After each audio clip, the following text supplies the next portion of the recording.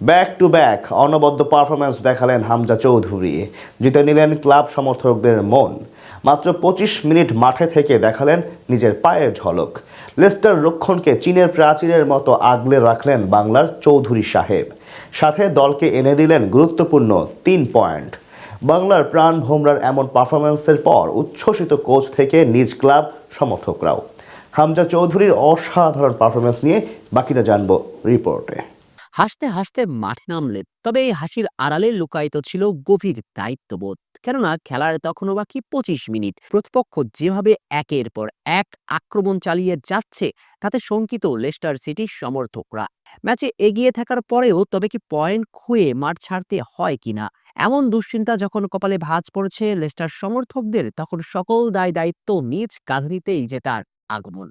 আরও একটা back to back দুর্দান্ত পারফরমেন্স করে দেখালেন বাংলার চৌধুরী। চীনের প্রাচীর কিংবা বার্লিনের দেওয়াল হয়ে প্রতিপক্ষের আক্রমণ সবকিছু ঠেকিয়েছেন। দলের কঠিন মুহূর্তে বারবার দাঁড়িয়েছেন ঢাল হয়ে। ২৫ মিনিট মাঠে থেকে জিতে নিয়েছেন লেস্টার সমর্থকদের মন। তার প্রশংসায় বাদ যাননি ফক্সদের কোচও।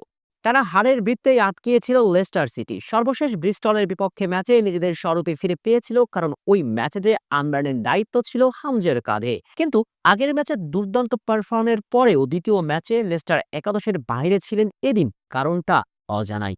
ইপসউইচ টাউন এফসির বিপক্ষে হামজা চৌধুরীকে ছাড়া ম্যাচের শুরুতেই এগিয়ে যায় লেস্টার সিটি। আর শুরুর ৮ম মিনিটে প্রথম, বিরতিতে যাবার ঠিক আগের মুহূর্তে দ্বিতীয় এবং ৫২ মিনিটে ৩-০ ব্যবধানে এগিয়ে যায় লেস্টার। এই স্কোর লাইন দেখে মনে হতে পারে খুব সহজেই জয় তুলে নিয়েছে লেস্টারের নীল দুর্গ, কিন্তু পরিস্থিতি ছিল একেবারেই ভিন্ন। একের পর এক আক্রমণে ধরাশয়ী করে চলছিল অতিথিরা। ঠিক তখন লেস্টার কোচ মাঠে আনেন হামজা চৌধুরীকে। যদিও তিনি মাঠে আসার পর কিছু বুঝে ওঠার আগেই হজম করে তার দল গোল, তাতে ম্যাচ জমে ওঠে অনেকটাই। অতিথিরা আক্রমণে আক্রমণে দিশেহারা করে তুলেছে, ঠিক তখনই ডাল হয়ে দাঁড়ান ওই একজন হামজা চৌধুরী। ৭৫ মিনিটের পর থেকে শুরু হয়ে যায় হামজা শো।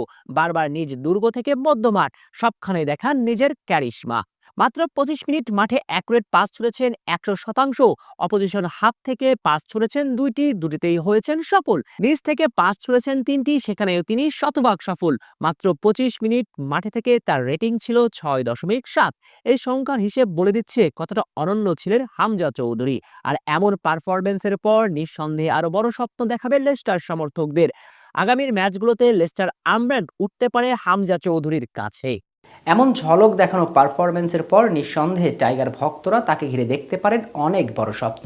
আগামী মার্চে বাংলাদেশ এশিয়ান কাপ বাছাই পর্ব খেলবে সিঙ্গাপুরের বিপক্ষে। নিঃসন্দেহে হামজার এমন দাপুটে ফুটবলের পর টাইগার ভক্তরা সিঙ্গাপুরকে হারানোর স্বপ্ন বুনতেই পারে চোখ মেলে।